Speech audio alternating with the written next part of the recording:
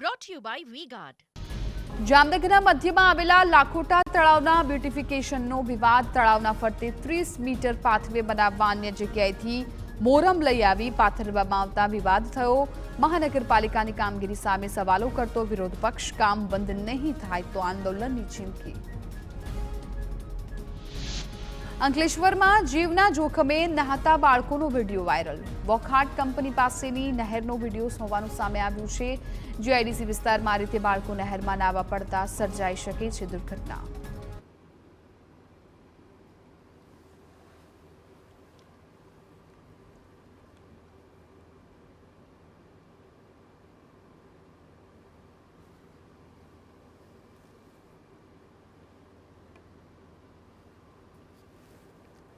તો નહેરમાં જીવના જોખમે આ બાળકો છે નાહવા પડ્યા હતા. એક બે નહીં પરંતુ 5-7 જેટલા બાળકો છે આ નહેરમાં નાતા આ વિડીયોમાં જોવા મળી રહ્યા છે.